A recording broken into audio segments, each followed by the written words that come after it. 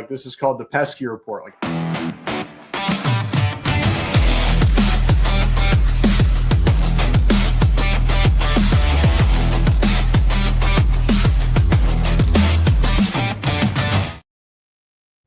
welcome back to the Pesky Report. This is episode 587 of the Pesky Report, brought to you by Beyond the Monster. This episode is also brought to you by TJ Stats, advanced MLB stats and tools, including pitcher summaries, prospect rankings, and live pitch data. Head on over to tjstats.ca, that's .ca, not .com, and use code PESKY, P-E-S-K-Y, for 25% off your first month. Remember, that is tjstats.ca, CA as in Canada. Canada, our home and native land. Well, not our home and native, but the national anthem. Before we start, actually, I will just say the Canadian national anthem is an absolute banger. It just is. It's so good.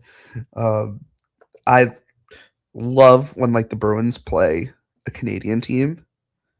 You just want to hear the national anthem? Yeah, legitimately, yes. I just want to hear it. I legit could listen to the Canadian national anthem in my free time and just enjoy myself. Fair play. It is a good song. With that, though, we're going to get started this week in Greenville. And the best place to start is Enddy Azocar. Great week for him. 9 hits and 21 at-bats for him. A pair of doubles as well as a homer. Also stole 2 bases, had a walk, struck out just 3 times this week. Feels like he's definitely getting settled in Greenville. And not to jump too far ahead of ourselves, but he continues having weeks like this. I mean, this feels a little bit similar in some ways to like Arias last year in terms of not like exactly the same, but like starts the year in Salem, plays really well, relatively quick call up to Greenville, and after a week like this, you look at Azocar and feels like the jump to Greenville hasn't. It feels like he's really adjusted well, especially after a week like this week.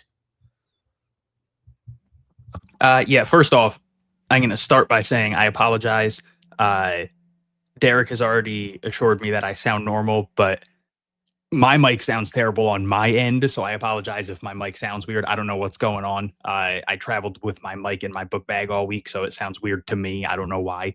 But yeah, it's gotten to the point where it's going to feel like malpractice if Enddy Azocar is not a top 100 prospect in the sport in everyone's rankings by like the end of the month. Like he's just been absurd by like every metric.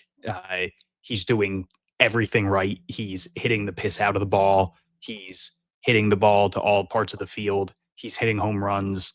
He's stealing bases. He's playing fantastic defense. He's driving in runs. He's hitting the ball in the air. He's hitting the ball on the ground when it's needed. Like he's doing everything right.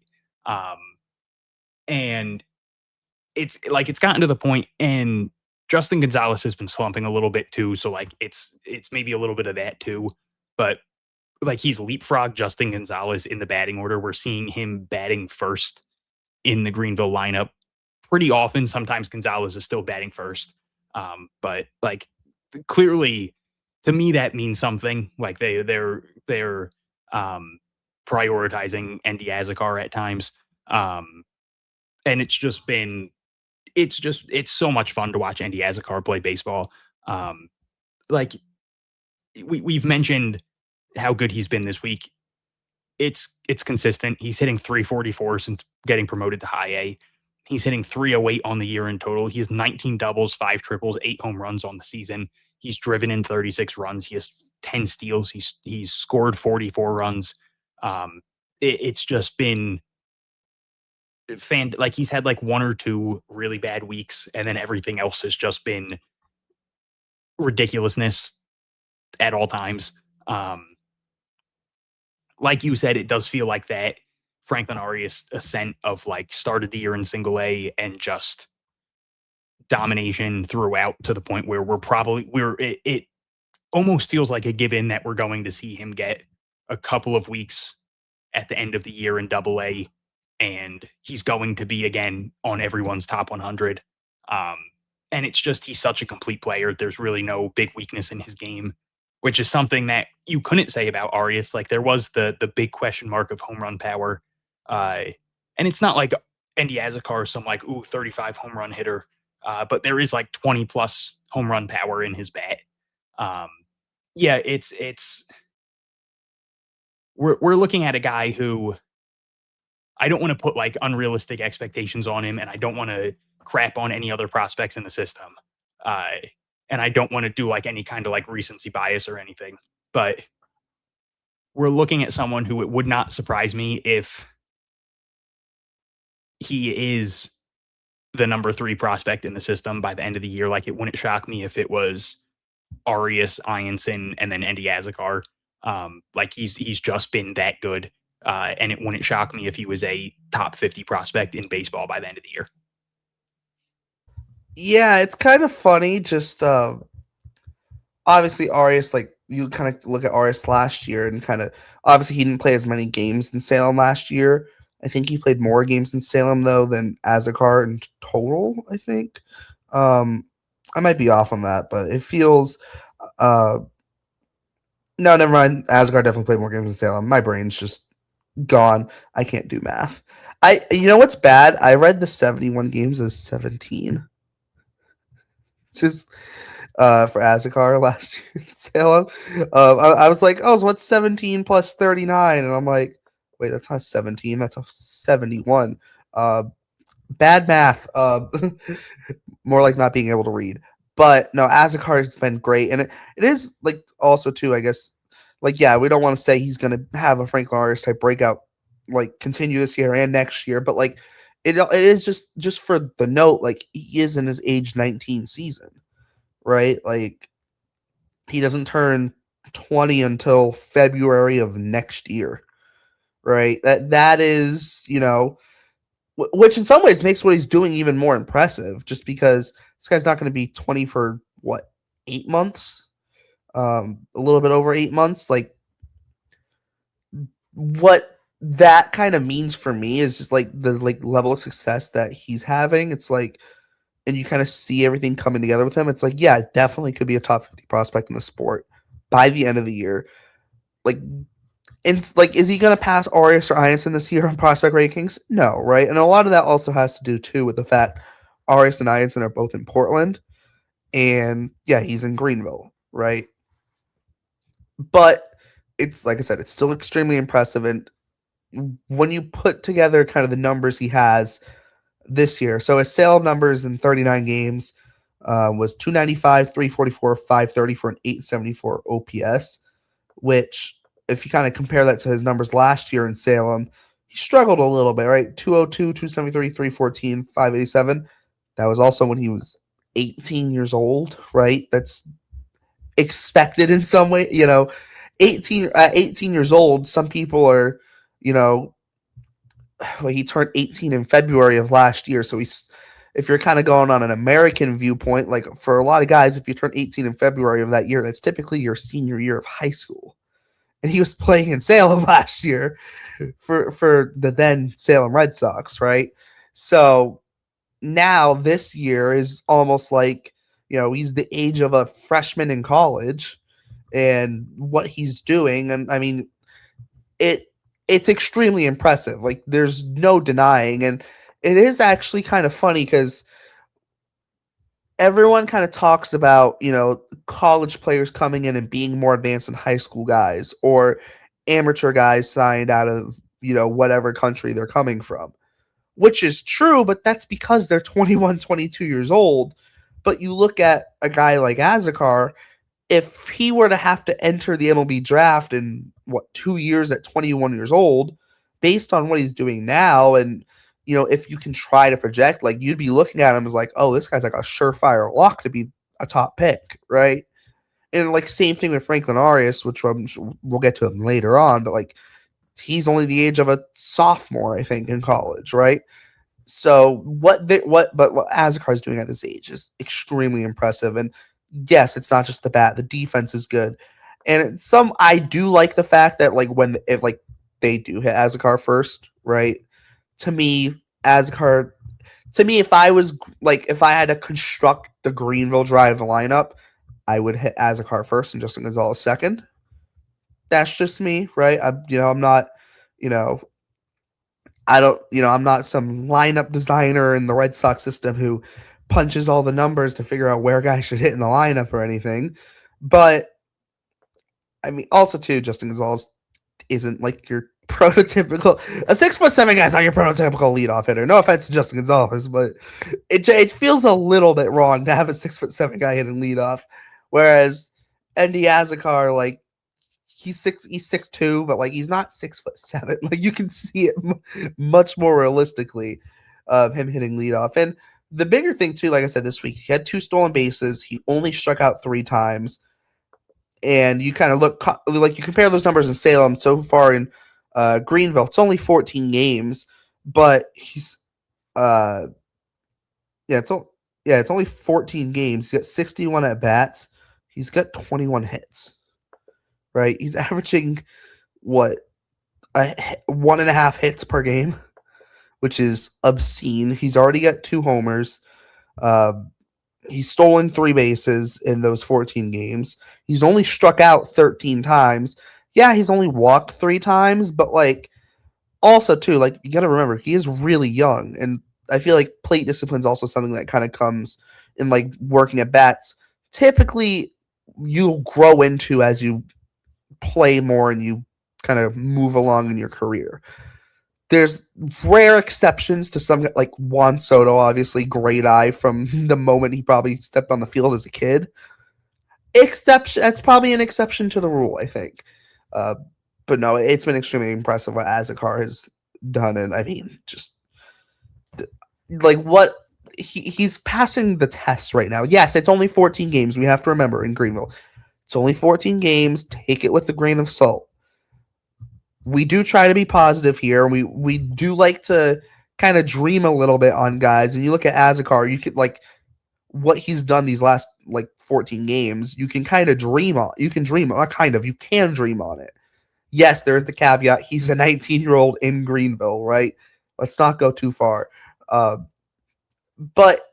it's a heck of a lot better than if he went up to Greenville and was struggling, right? So there's going to be a lot of hype around Enddy Azocar, and like you mentioned, wouldn't be shocked if he got that little cup of tea in Portland at the end of the year, which at that point I think really sets up the conversation for the offseason with a guy like Azocar of, if he continues playing at the level he's been playing at in Greenville the rest of the year, now you probably are looking at him starting in Portland next year, which is kind of crazy considering you might have back-to-back years with 20-year-olds starting the year in AA. Yeah. Yeah, and you mentioned he's played in 14 games in high A so far. He's had hits in 12 of them. Like he's gone hitless in only 2 so far. So like he clearly hasn't had issues. No, it's crazy. And I mean, in some ways we've seen it in the past where hitters go from Salem to Greenville and the numbers jump up. And we've talked about Salem being not the most hitter-friendly ballpark, right? And it's funny because guys in Salem will tell you, no, it's not that bad. And then they get to Greenville, they're like, never mind. Maybe it's not the most hitter-friendly. But also you have to remember, like, we're going to start getting into the summer months too. I'm not saying Enddy Azocar is going to randomly find power just because it's the summer, but, the ball typically flies better in the summer, right? And in that sense, I'm not saying Azocar is going to, hit a ton of homers or anything, but he's already got 8 on the year, right? I feel like in some ways we've been, you look at 8 homers and you're like, especially too when you look at like the big leagues and guys already are in like the mid-20s at this point. But, he's at 8 homers in 53 games. I mean, you might already be looking at you're probably already looking at that. He's at that pace of a 15 to 20 homer season already, right? And in some ways, I think we're blinded a little bit because of like a guy like Arias who already has 13 homers, right? And you're like, oh, Arias might be on pace for 25 to 30. Like, that's not normal in the minor leagues, right? If Azocar this year hits, like, let's just say 18 homers, right? Kind of also my favorite number. That's why. Shout out Shane Victorino for that. But if he hits 18 homers this year, right? You're looking at that and going, you put that over 162, the development continues. I mean, you might be looking at 20 to 25 homer bat in the big leagues, right? And that's if the power doesn't take up, right? Which we've seen with a guy like Arias, we've seen with other guys in the past. Like, that can happen. Not saying it will, but it can. So there's a lot to be excited about Enddy Azocar. And a little bit back to the discussion we had kind of last week, and I was kind of big on, like, let's not set the expectations too high for Enddy Azocar just on the basis of we don't want to have ourselves be let down. Let's not be like, oh, Enddy Azocar is going to be, the next great outfielder the Red Sox produce, right? Let's not put that on him. But let's dream a little bit. Like, you dream a little bit, you start thinking down the road, that, like, could be very, very exciting, right? There's a lot of things there that you like to see with Enddy Azocar, so that's the biggest thing. With that, though, there are some other guys we should talk about. I'll hand it back over to you, Hunter, just for the sake of Jack Winay having a nice week again. 6 hits. He had a homer, drove in 5, 2 walks, only 4 strikeouts this week. It feels like every week we get into, like, the gist of Greenville, and unfortunately it's a little bit of an add-on just because some of the names they have, but it's like, oh, Jack Winay had a good week, or you're just like, or you kind of come in, you kind of start running through your guys, it's like, oh, Jack Winay had another good week, right? What has Jack Winay done this year that's been impressive for you? Not just this week, but over the course of the year, because it feels like even, like, someone who pays attention to prospects, but not like at the super, super deep nerd kind of level that we are sometimes, it feels like Jack Winay does kind of float under that radar, right? What has been the big thing for him this year that's really kind of, made it so we have to discuss them every week? Yeah, for Winay, it's always going to be the taking pitches. A big thing for him is, and shout out to TJ Stats, he does not swing. He doesn't even swing at pitches in the zone. I believe. Hold on, let me actually quickly go look at this because I don't know if it has changed since the last time I looked. But the last time I looked, he was actually, I believe, in the 0th percentile. Now good for him. He has moved up to 3rd percentile in zone swing percentage. So like he does not swing. And then he is 83rd or 82nd percentile for out of zone swing percentage. So like he does not swing, which is awesome. Like he's not swinging at pitches out of the zone. It would be great if he maybe swung a little bit more at pitches in the zone. But like it's working for him because he's waiting for his pitch, and when he gets it, he tends to crush it. Like he does have, I believe, 11 home runs on the year. He has a 430 on base percentage. He's 96th percentile with a 21.3% walk rate, which is phenomenal. He's walking more than he strikes out. And like that's the big thing is he works counts. He had an RBI single this week on the first pitch of an at bat, and the first thing the Greenville announcers did where they were like, "Oh my God, Jack Winay just swung at the first pitch of an at bat." Like no one expected him to swing first pitch. Like I guarantee you, the entire opposing team, their entire scouting report, like the entire book on Jack Winay is probably like, oh, just serve him one up first pitch because he's not swinging. So it's like that's probably something where it's like, hey, in certain situations, it's probably great for him to have that in his back pocket where it's like, hey man, now's a great time for me to swing first pitch because they're not expecting it. And it's like, and it worked for him. He roped an RBI single. So it's like, to me, that's the big thing is, young guy, first full year in professional baseball. And like, yeah, he's a college guy. So it's like maybe high A, maybe he's a little advanced for the level. But it's still his first year in professional baseball. And he's not like no moment's been too big for him. He's not swinging out of his shoes ever. He's always willing to take a pitch. He's rarely swinging at a bad pitch, obviously, with like the out of zone swing percentage.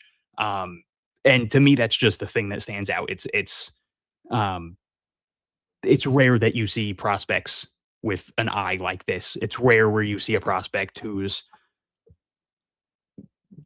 got such a high walk rate where it's not also like like it's not like his K percentage is some crazy, like that was something with Nico Cavadas, where it was like, man, he's walking at such an incredible rate, but he's also projected to strike out 200 times, and it was like, man, the walk rate's so cool, but also, man, he's striking out at an abhorrent rate. Like, man, this is also terrible.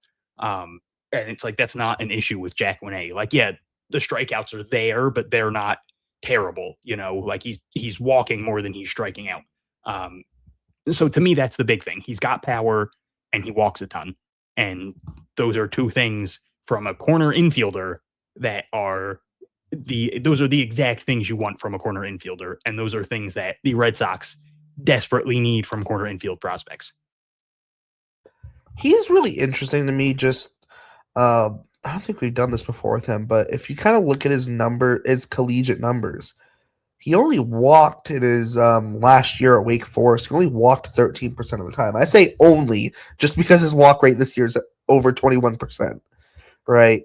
But it was interesting. At Wake Forest, his freshman year, he played 16 games, only had 26 plate appearances, 23% strikeout rate, 15% walk rate, but only 26 plate appearances, right? His sophomore year, though, where he played 59 games, 23% strikeout rate, 14% walk rate. 2025, 17% strikeout rate and a 13% walk rate. It is interesting how that kind of works. Obviously, 20 homers and 15 homers those last 2 years at Wake Forest.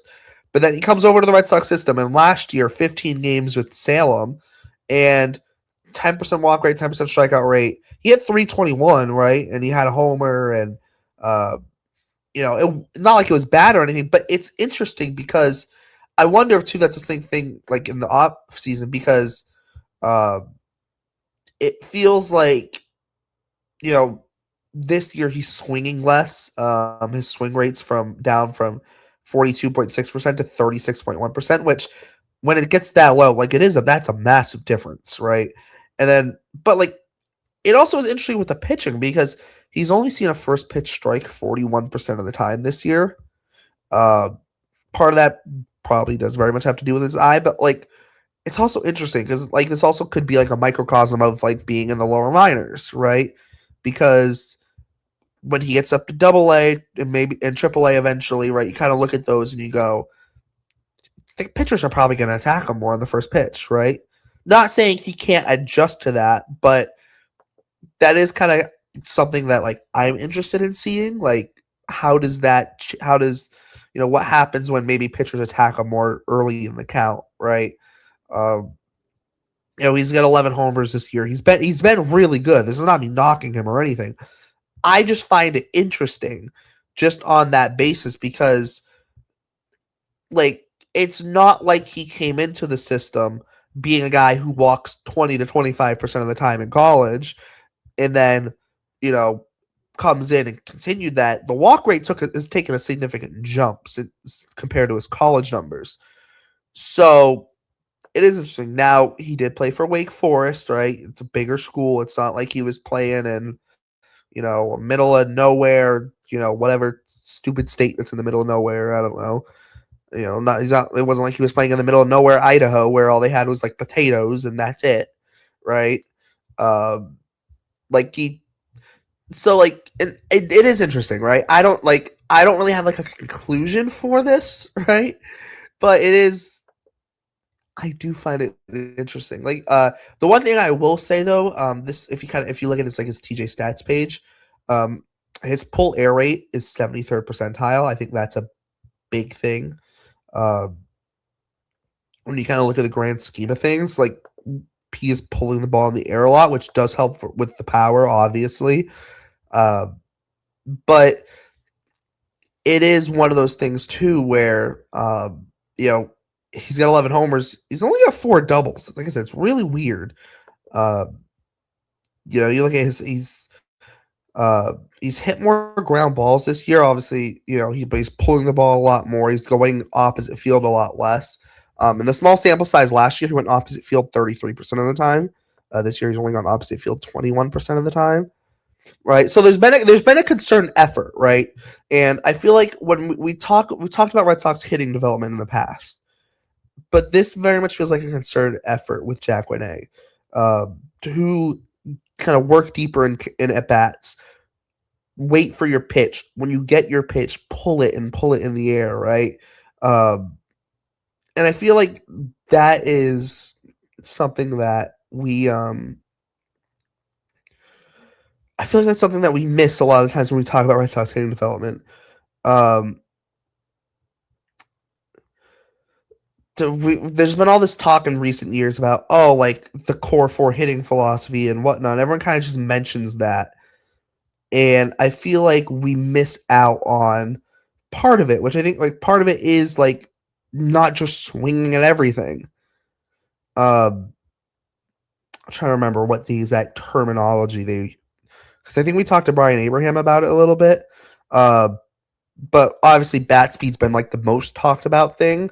But the core 4, I actually have it. I just found it finally. It's obviously bat speed, which has been the most talked about thing.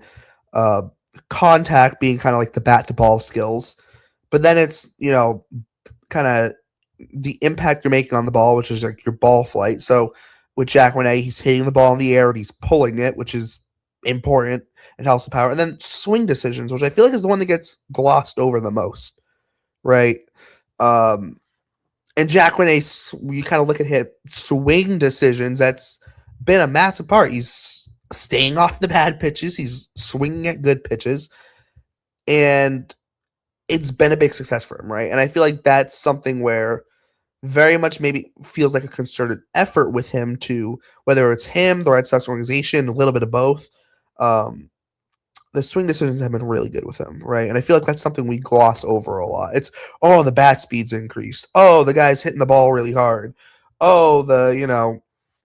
He's not swinging and missing. He's, putting the ball in the air. But, like, it doesn't, like, all of that also comes with swing decisions. Because if you're swinging at bad pitches, you're not going to hit them. Or if you do hit them, you're not going to hit them well. Or odds are, like, if you're swinging at something in the dirt, odds are you're not hitting it in the air or hitting a line drive. You're probably just hitting a little dribbler to, like, the second baseman or the shortstop or something, right? And it doesn't matter how hard you swing. If you're swinging at bad pitches, you're going to look like Javier Baez. No offense to Javier Baez, but the amount of memes we've seen him swing at pitches in the left-handed hitter's batter's box proves why swing decisions are important.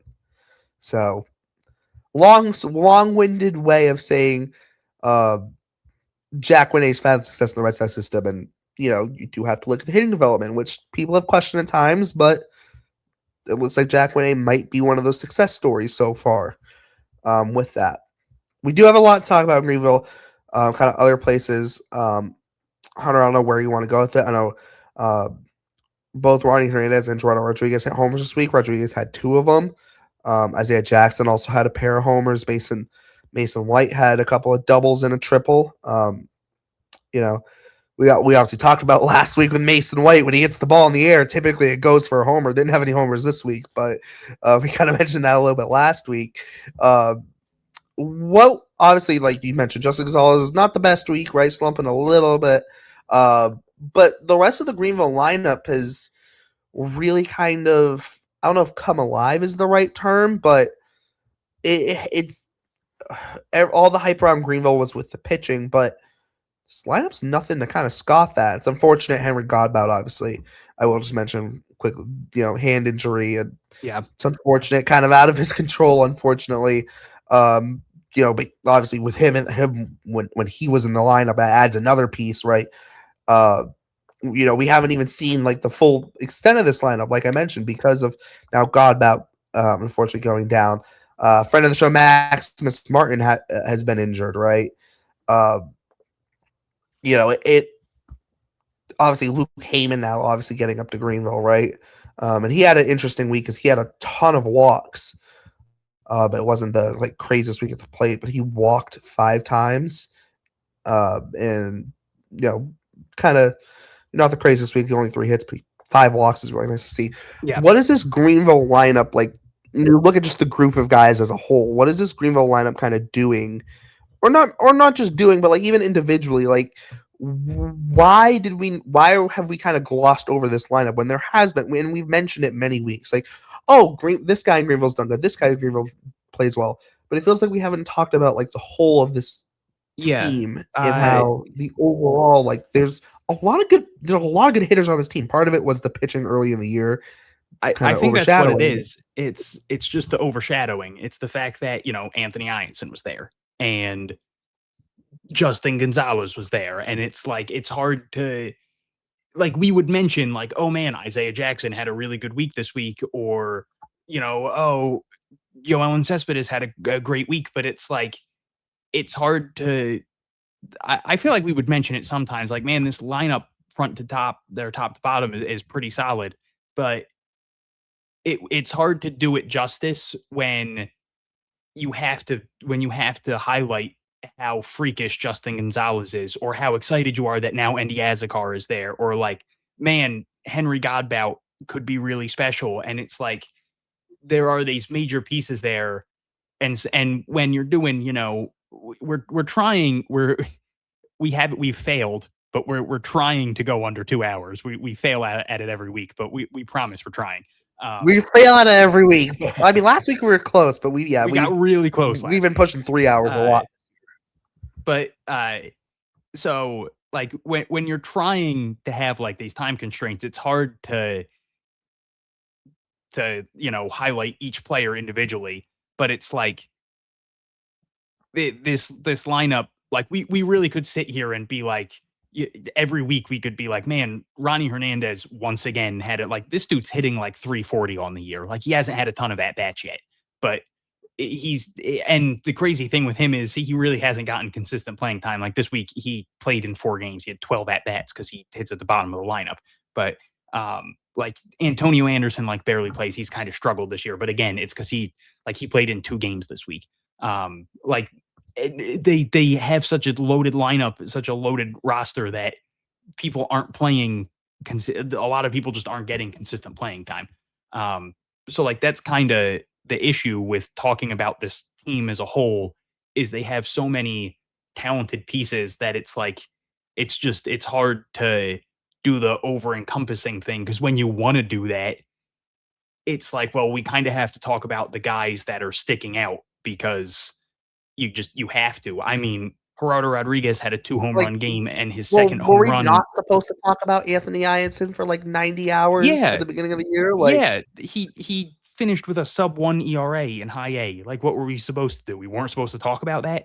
He didn't walk anyone until his last appearance in high A. It was absurd. Gerardo Rodriguez had a 2-homer game this week, and his second home run landed on the roof of the apartment building, which, like, that's what Albert Feliz would do. Like, that doesn't happen. Like, that's like yeah, exactly. Albert Feliz did it, and like Michael Chavis used to do it. Like, that's not something a lot of people do. That's something that like people with like stupid power do. Like, and I'm not sitting here saying like, oh man, Albert Feliz was some crazy good like, no, it's just he had superhuman power. Like, yeah, no, he wasn't some god tier prospect, but like the dude hit the ball really hard. Like, Joe Davis used to do that, and it's like, yeah, that guy just hit home runs. Nico Cavadas could do that, but like, I remember like there was a little bit of time like Brian Gonzalez. Was it Brian Gonzalez that was like going crazy in the Greenville? Brian Gonzalez, yeah. But no, so, also too, I think it also speaks to a little bit, like, we've talked so much about the pitching in the system, and for good reason, and like kind of bringing the point back to like Winay, but also some of the other people on this Greenville team. The position player class that they drafted last year, pretty darn good so far. The returns have been pretty good so far. Obviously, God bad, the injury is unfortunate, right? Like, that's out of control, right? What are you supposed to do about that? It could happen to anyone. But Mason White's looked really good. Maximus Martin, obviously, he's been injured, but like Jack Winay, Skylar King, I mean, to talk about like having good defensive center fielders, I mean, Skylar King's right at the top of the list. And then the only other hitter they took was Fabian Bonilla, who hasn't played due to a shoulder issue. He's also a high schooler out of Puerto Rico, so a little bit different. But also too, like, Andrew Zapata, right, has been great this year, and he was an undrafted guy, also friend of the show. Shout out. And then if you also too, you can kind of like look at like that draft. Obviously, like I said, everyone focused on the pitching, and for good reason, right? Kyson Witherspoon, 15th overall. Marcus Phillips, Anthony Ianson, right? Especially with what Ianson's done this year too. Obviously, like it definitely is like a big, like it is a big focus. But the returns on the position players so far have been very good, and a lot of them are in Greenville. A lot of them also being college players. It makes sense. And then, like even like you even look at like this week, right? Ferry Rodriguez, Yoel Cespedes, and Justin Gonzalez did not have great weeks this week, right? But like, run down that roster. Like, there's a lot. Like, those guys didn't have good weeks this week. But like any given week, those guys have had good weeks many times this year. Between those guys, those three, Azocar, right? Ronnie Hernandez, Jack Winay, Enddy Azocar all had a homer this week. Jackson and Rodriguez both had two. It's Luke Heyman obviously just kind of getting bumped up there from Salem. You can even kind of throw in who else is there? I'm going off the top of my head. I feel like I'm missing someone. I definitely feel like I'm missing someone, but regardless, the point is there's a lot of talented players in Greenville, and it's not just the pitching; it's also the offensive side of things. We do kind of got to move on a little bit. We got to get to the pitching side of things in Greenville, but it's definitely something to kind of ponder. The position player group in Greenville, just because it's not. It felt a lot at the beginning of the year. Obviously, there's, like you mentioned, so much going on with other people in the pitching. It was like Justin Gonzalez and okay, that's Greenville for you. Now, like I said, we talked for 10 minutes on Jack Winay, right? Like, who would have thought that would have happened in the middle of June? On a episode where we still have Franklin. We haven't touched on Franklin Arias this week, right? And we're saving it for later. But it is something. To the pitching side of things, though, we definitely should touch on some of that. The biggest thing I want to touch on, I thought this was a little bit. It was a rough start for Marcus Phillips, but I also think it might have been the most impressive thing I've seen all week. If you don't know, Marcus Phillips. He pitched 3 innings in his start. He did strike out 3. He walked 7. Not good, right? Really rough. He didn't give up any hits, and he only gave up 1 unearned run. The fact that he walked 7 and only gave up 1 unearned run might legitimately be the most impressive thing I've seen all week. Because I think the other thing you have to remember too, like, if you're a pitcher and you walk 7 guys in 3 innings. For a lot of guys, that is like you're going out and you're having a god-awful start, right? Nothing's going right. You're probably giving up homers or hits left and right. Marcus Phillips walked 7, and he still got out relatively unscathed, and he didn't give up a hit. That is something that, like I said, there was a lot of the 7 walks, not good at all, right? For 3 innings, like that's a very rough start. But you can take a little bit away from that, at least in terms of the mindset that a pitcher can have on the mound. Some pitchers, if they walk 7 guys, they're mentally done, right? Their compete's gone. They're done. Like, that's it. Marcus Phillips, based on, the fact, like I said, based on the fact he only gave up that 1 unearned run, we're still competing, right? And I think that is something that Marcus Phillips, obviously, down long term, do we know what his role is going to be? No. Like, he still might end. Obviously, he was a reliever a lot of the time in college. He might end up a reliever long term. But damn, if I have a reliever who, ends up walking 2 or 3 guys in an inning, I want them still there competing. Or even for a starter in general. Like, if you walk 2 guys in an inning or 3 in an inning, don't let things spiral. Stay there and fight. And it felt like Marcus Phillips had one of those outings where, yeah, the command was not there. But you know what? Overall, like, outside of that, like, there was a lot of good. I think, to me, there's a lot of good to take from that, right? Because like I said, he also didn't give up a hit. Was part of that because he walked 7 guys? Yes. But it also, too, things didn't spiral, right? It didn't end up, he walked 7 guys, but then he also gave up like 5 hits and gave up like 10 runs, right?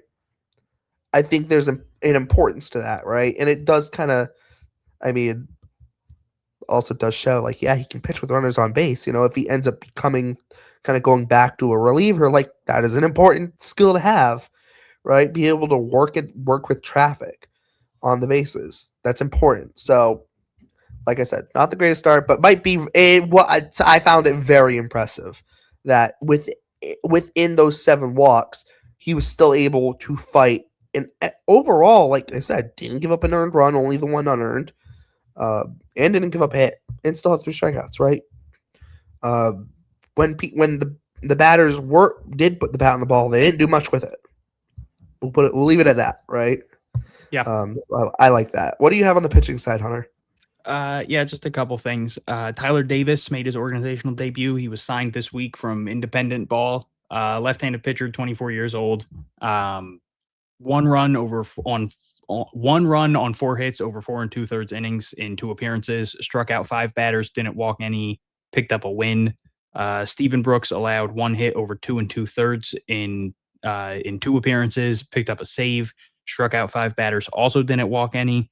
He's having a really solid year. 3.26 ERA, 1.98 batting average against 17 appearances. He's got 47 strikeouts and 30 in the 3rd innings. And then JoJo and Gracia, another really strong start. 1 hit over 3 shutout innings.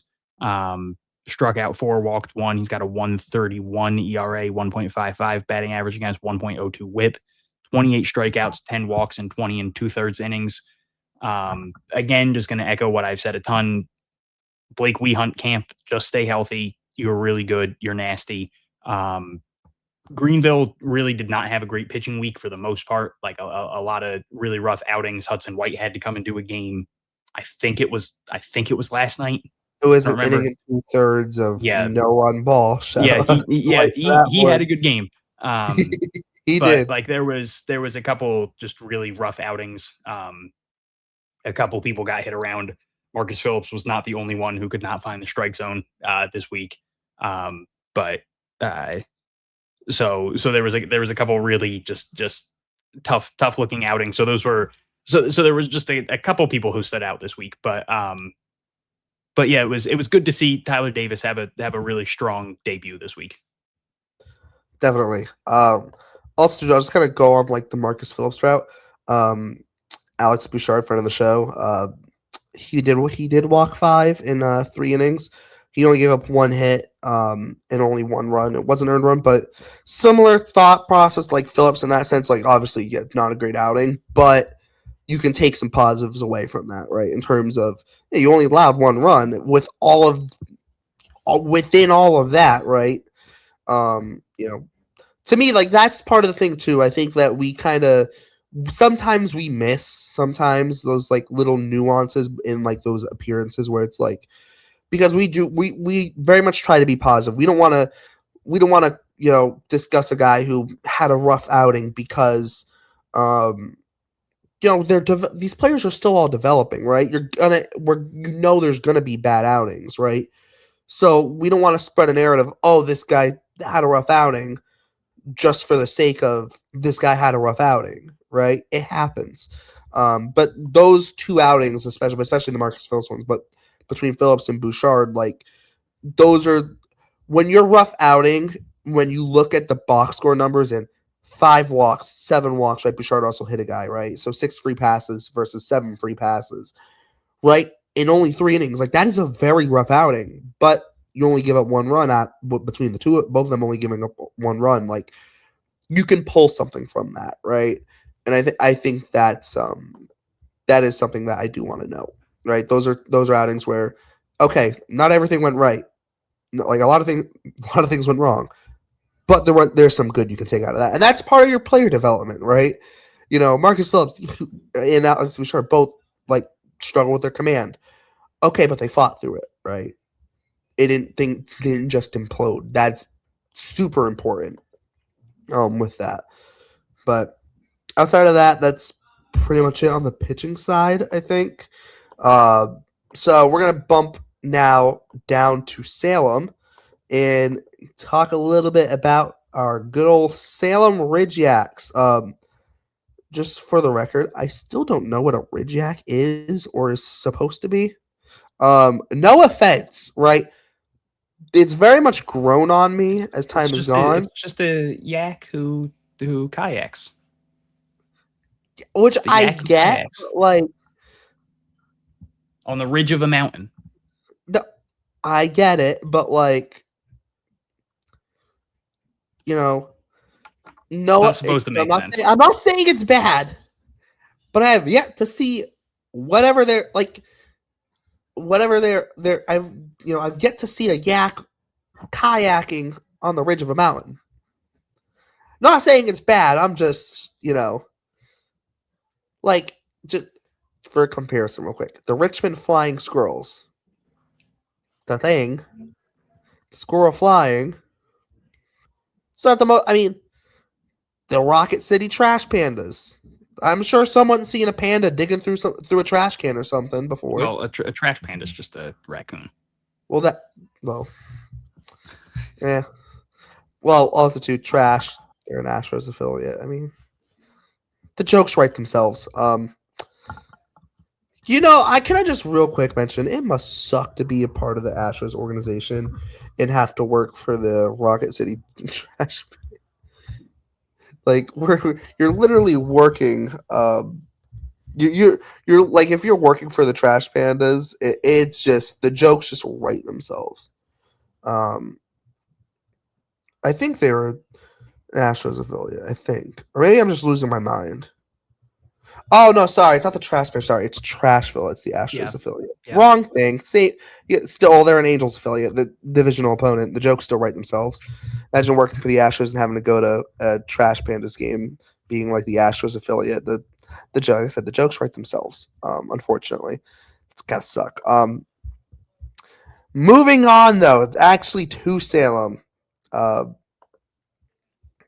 Actually, kind of want to flip things around and start with the pitching here in Salem. And I don't know, I'm going to go a little bit out of left field here. So Jacob Myers had a 3 2/3 innings appearance out of the bullpen. In 3 2/3 innings, he only walked one, just allowed 2 hits, only the one earned run. It's just in case anyone else sucks at math, which apparently I do because I thought 771 was 17, and I almost just said 17 was 71. 3 2/3 innings is 11 outs. He struck out 9 guys.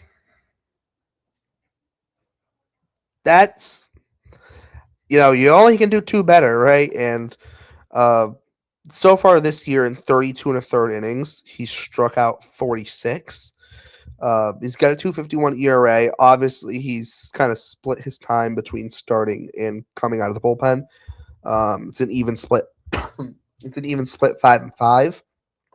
But I thought that outing I've mentioned it before with guys who kind of rack up big strikeout numbers.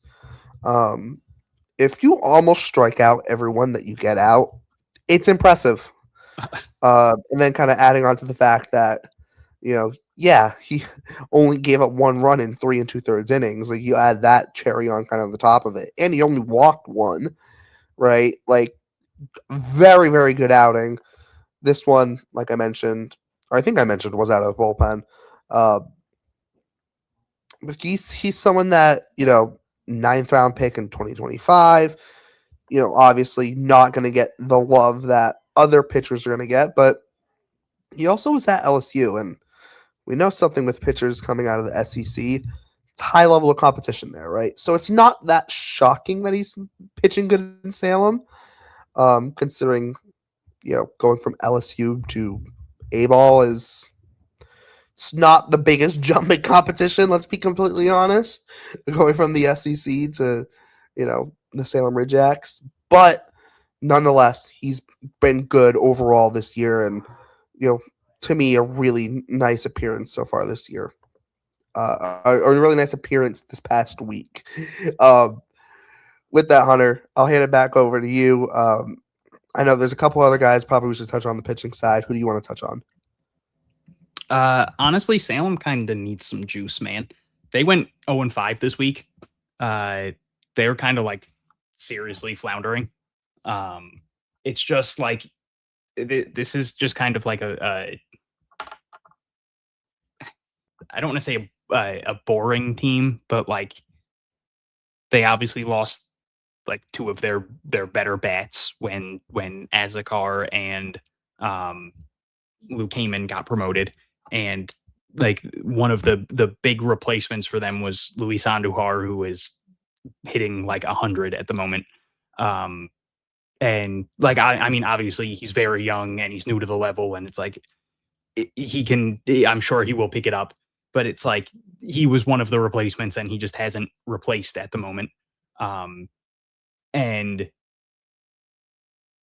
the pitching, like Jacob Myers had this really good start, and then it's like Joey Gartrell had a good week, but he's been struggling, and Brady Tygart had a decent start, but it's like nobody's going length, like Lee Heighton Finley went 4 1/3 innings this week, but he struggled.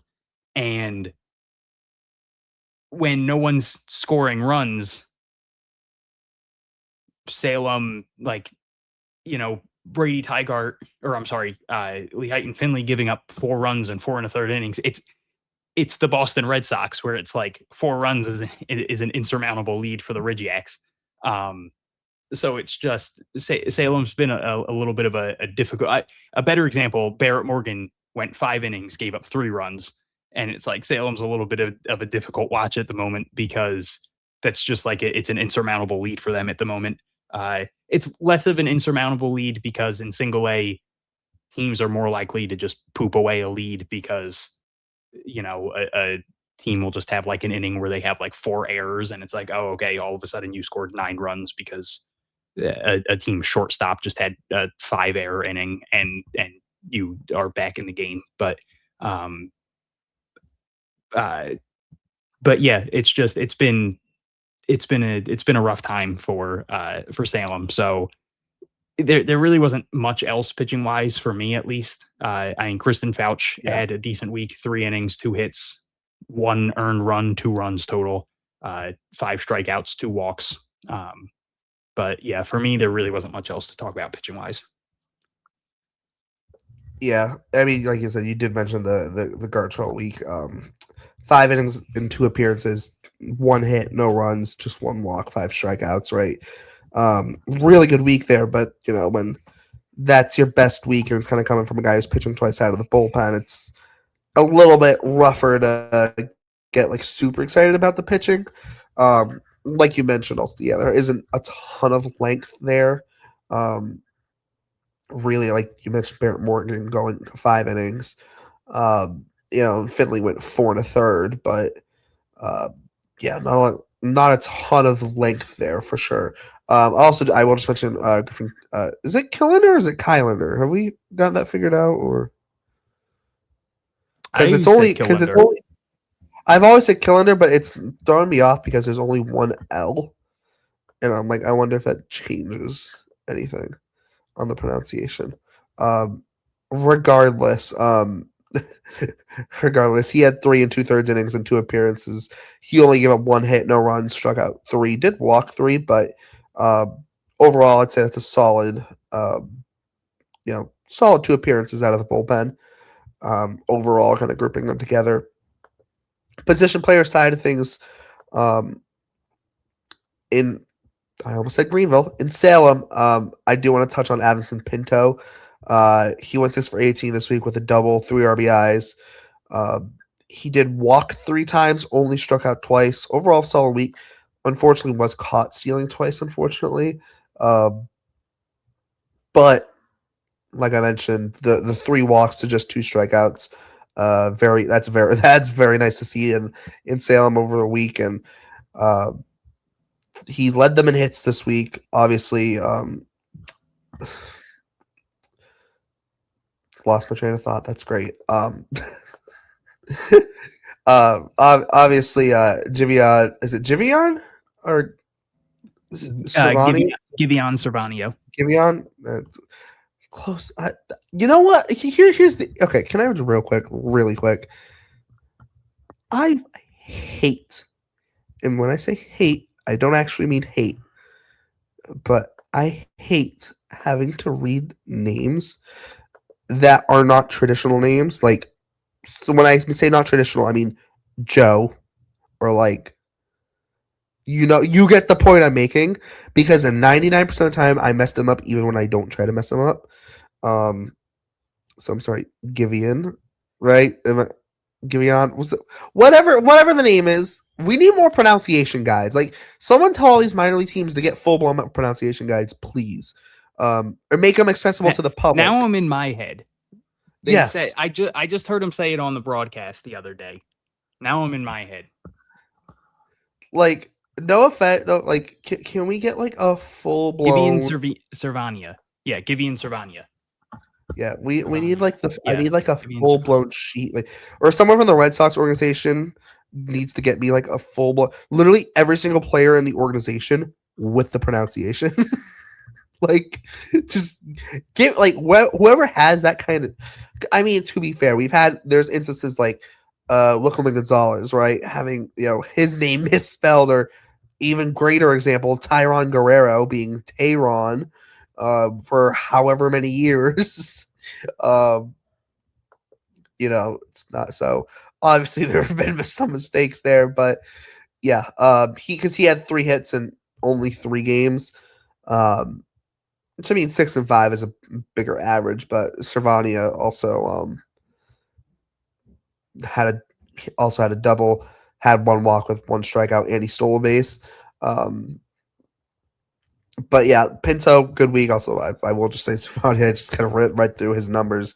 Only 3 games there, and only 8 at bats, but a good week for him as well. The point I was trying to make was Pinto had the second highest batting average of the week. Although he didn't lead the team, that was the point I was trying to make. And then I went on a tangent about name pronunciation. But yes, that's what I have on the Anderson Salem. Anything else, Hunter? Yeah, I know you just mentioned Cervania, but like you said, 3 for 8, walk, double, and a steal. He's now 8 for 8 on stolen base attempts. He's hitting .316 with 2 doubles since being promoted to single A. So he's been fantastic. Doesn't really have much pop, but yeah, he's been really good. And then Andrew Zapata, another solid week, 4 for 16, or I'm sorry, 4 for 15. 3 walks compared to just 2 strikeouts, and then added another steal. Skylar King added 3 more steals. So yeah, Salem just continues to steal a ton of bases. And then D'Angelo Ortiz went just 2 for 13, but he did have his first professional home run, so that was pretty cool. Obviously, David Ortiz's son. And then yeah, just Salem need to add a bat. Franklin Primera cannot get there soon enough, because they need something going on, because boy oh boy is it looking bleak in Salem right now. It is, unfortunately. Just for the record, while we're bringing up Primera, in 72 at bats in the FCL, he's hitting .458 with a 1374 OPS and 6 homers. For the record, it also too, it wouldn't shock me too, by like the end of the year we see some of the guys in the FCL, whether it's some of your higher ranked prospects like a Dorian Soto or Primera, obviously, or Harold Rivas, or even Hector Ramos. Like, Ramos hasn't played since like May because of an elbow strain. But like some of your those are I think the 4 highest ranked hitters on Sox prospects in the FCL. Like those are like guys like that like wouldn't shock me if we saw them in Salem at some point this year. Outside of Primera, though, I wouldn't assume it to be until later in the year. Primera, with how he's hitting in the FCL, might be getting that move up. Just also too, I will also Andrew Musset, 4 walks in 3 games for him.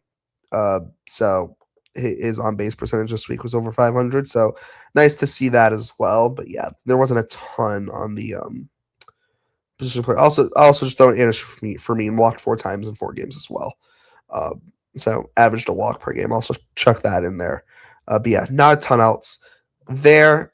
Now we're gonna move over to Worcester. Another level where unfortunately, in terms of like the prospects, not a ton to talk about there. We always used to do, Jake used to do his FCL minute. This will be our Worcester minute. Basically, we just talked about Salem being very blah. Worcester's kind of blah right now. Well, it's unfortunately the kind of state of AAA baseball in some sense. Yes, yeah. There's a lot of just big league depth, right? Which, yes, right. You have to have the big league depth. You can't go without it. But like, for our show's sake, when we're trying to talk about prospects, there's not much there because no offense to like Matt Lloyd, for example, he hit 2 homers this week. We're not talking about Matt Lloyd. Like, yeah, no offense, Matt Tice. I'm not trying to tell people, hey, Matt Tice hit 133 with a homer this week, guys. Woo! We're like, well, no, not even that. Like Jason DeLay he played in 2 games, had 2 hits, had a homer, right? Like we know he's solid behind the plate, but like, okay, but like what? Not a prospect, dude. Like, you know, like you go to the pitching side of things, and it's like after his kind of rough start to his Red Sox, like Joe LaSorsa, 2 scoreless outings out of the bullpen, and it's like, okay, not a prospect though. First pitch giving up a bomb has to be like god tier shittiest way to enter an organization of all time. Like just immediately the whole fan base being like, get this guy the F off my team. Against the Yankees too. Like, yeah. Like, my God, make me hate you more. Like, for all I know, nicest dude in the world. And like he could go on to be like an amazing pitcher in the organization. Like he could have like a 10-year career with the Red Sox and be great. And I'll still be like, yeah, but like that one home run he gave up. Yeah, that one homer he gave up. The freaking Jazz Chisholm. Wasn't it the Jazz or no? It was the Jazz, wasn't it? I don't remember at this point. There was a homer to Jazz that game. Yes. There was one to Jazz. All I know is it wasn't to Bellinger because freaking someone else gave it up. Slayton gave one up to Bellinger that game. Yes. So gross. Yeah. But like it's like, you know, Wyatt Olds had a good 2 appearances out of the bullpen, 6 strikeouts in 2 innings. He did give up 1 unearned run, but like 6 strikeouts, 2 innings, pretty damn good. Why do we like for our show's purposes when we're trying to talk about prospects? It doesn't matter. No offense to Wyatt Olds, right? It doesn't matter. You know, Osvaldo Barrios, 3 innings, 1 hit, no runs, 4 strikeouts, no walks. Good. Like you're big league depth essentially though. You're 26 years old. Not that like he can't be good or anything, but like you're 26 years old. Like he's been good in the minors so far this year, but like you also like cool. You've been good in 3 appearances with Worcester. What? You're literally big league depth. Like no offense to you, but like last year in AAA in 12 appearances, you had a 9.20 ERA. You're like the depth to the big league depth if you're looking on like a depth chart. No offense, he's been good this year. It does not matter for the sake of our show, unfortunately. And this is what we're stuck with in Worcester. You know, and I don't like it because we're not trying to crap on anyone in Worcester, but like Sung Chae Chang has been solid for Worcester. Obviously defense first guy, right? Nothing, you're not going to expect anything crazy out of the bat. He's literally just big league depth. God forbid the Red Sox need a shortstop. He can go play shortstop. He's good defensively, right? For the sake of outside of like when he hit the cycle when I was in attendance, which was cool and all, like he hit the first cycle in Blue Sox history. We are going to bring that up, but like outside of that, like he could hit 5 homers in a week, but like not a prospect, dude. Like, you know, so in that sense, yeah, Worcester's rough for us. There's not really much on the hitting side of things. Mike Romero did hit a homer. There's not really much else, in all honesty. Pitching side of things, though, Angel Bastardo did have 2 scoreless innings, 4 strikeouts, just 1 hit, just 1 walk.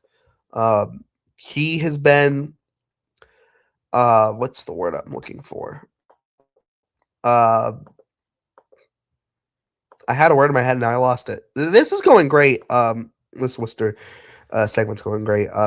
He's been interesting. So he's pitched 13 games so far this year, and it's been 21 innings. He's got 30 strikeouts in 21 innings, which when you look at like his minor league career, 348 in a third innings, 387 strikeouts. He's definitely striking out more guys. Is part of that because he's pitching out of the bullpen? Maybe. But he's also in AAA, right? So, like, could argue it's even more impressive. Yeah, he's got a 5.14 ERA this year. It hasn't been like crazy or anything, but he's someone that's interesting. I wonder what they're gonna do with him. Obviously, all the Rule 5 stuff happened, and this Tommy John and whatnot. Like, but I do, like I said, I do wonder, like, what's the long-term plan with someone like a Bastardo? Because are you just going to keep him in the bullpen and hope this stuff tick-up is going to actually help? Do they try to make him I mean, Worcester is, like, desperate for starting pitching. They are, like, desperate. Because part of the thing with, like, the big league team having injuries on the, especially with starting pitchers, like, Patrick Sandoval went an inning and 2/3. He only gave up a homer, and, like, that was it, right? Solid rehab start, right?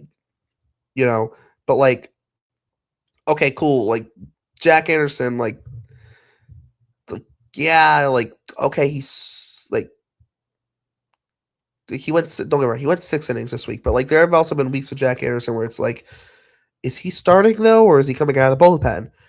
Tyler Uberstein, right? Similar kind of thing where it's like, okay, he very well could start, and he, like, but, like, he's now kind of in that big league depth mix where it's like, yeah, you would probably be our best starter, but, like, we're going to stick you in the bullpen in case the big league team needs you, right? So in that sense, like, Eduardo Rivera is also probably a really good example of that, right? In all honesty, Eduardo Rivera very, very much could be starting, but he's now found himself in that big league depth conversation. So it's like, okay, we're going to use him out of the bullpen. And so the Worcester rotation right now, per Sox Prospects, is Jack Anderson, a rehabbing Patrick Sandoval, who's like barely pitching, Raymond Burgos, who not this week, but like when the week before, literally followed up Patrick Sandoval. So they were pitching on the same day. And then now it's Brian Bayo. That's 4. They play 6 games a week. That's only 4 guys. Right? Like, so this week in Worcester, Jack Anderson got to start. Bayo got to start. Raymond Burgos got to start. Eduardo Rivera did get a start, but he pitched in 2 games this week and only threw an inning and 2/3. Then Worcester only played. I think they only played. Didn't they have a rain out or something? It looks like they only played 5. So. Yeah, I think they had a rain out. They did. They did. You know what's bad is when the weeks like this week for Worcester, it's like such a long week you can't even remember if they had a rain out or not. Just because, like, in terms of the pit, like I said, the starting pitching, like, they've legitimately got like 4 guys who, like I said, Eduardo Rivera like started, and I put started in air quotes because, like I said, he pitched an inning and 2/3 and 2 appearances this week. Burgos only went 3 1/3. Bayo went 4, and then Sandoval went an inning and 2/3 because he's rehabbing, and then Anderson went 6. Right, like, it's kind of similar to Salem. You're not getting a ton of length right now either. It's a pitching staff that's being stretched, to put it lightly, I guess. It's very much being stretched. So they're making it work, but you do have, I think it does bring up the question, which maybe we'll talk about a little bit when we get to Portland, but is there a point where maybe we see someone from Portland move up to Worcester just on the sake of, like, give Worcester a damn starting pitcher? Because I think they might need it. right? They just need guys to eat innings. But yeah, I feel like that's pretty much it for Worcester. In all honesty, for our sakes, right? Talking about prospects. Yeah, I do just want to say on the Bastardo front, you mentioned like the ERA. In his defense, gave up 5 runs in 1 1/3 innings on June 3rd. Outside of that, he has a sub 3.5 ERA. So like, I'm not relievers and ERAs are always yeah. kind of obnoxious. I've mentioned this before. Yeah. Like, but I also I'm also bring up the 5 ERA just on the sake of like, even you take it out, it's still like a 3-something ERA. Like, okay, but it still doesn't really answer the question of like, what are we doing with him long term? It's like because a 3 ERA in AAA, albeit like it's solid, but like especially as a reliever, like it doesn't scream this guy's gonna be a smashing hit in the big leagues either. Yes. Yeah. Right. And that's more so like, the thing with Bastardo, it's like, okay, what do you do with him? Obviously, like, yeah, he's not gonna go and start right now. He's not built out for it. But also too, like, you start looking down the road later in the year, maybe do you want him to start, or are they just gonna keep him in the bullpen all year? Maybe they wait to start him next year, right? Those are answers that I don't even know if the Red Sox know those answers right now, right? But they're questions that are going to need to be answered at some point. But yeah, interesting situation with Bastardo, all things considered, between the Rule 5 stuff and coming off of Tommy John. Like, it a lot of moving parts there with him. But with that, now we're going to go to the level I feel like everyone's waiting for us to go to. It's Portland. Duh, obviously. I guess saving the best for last, I think, is the level where we're going to have the most people to talk about. And let's just start here with Portland, because we mentioned it a little bit last week with Anthony Ianson and the whole idea that, like, don't stress out if he's not going 5-6 innings, right? He's on a pitch count, which is totally normal and expected for the minor leagues. Not like the best start. 2 2/3 innings, only give it 1 unearned run, just 1 hit. A little bit similar to Marcus Phillips' start, or like Alex Bouchard's start. He walked 5, which, if you kind of look at his numbers this year, very uncharacteristic. If you look at his numbers so far this year, did strike out 4.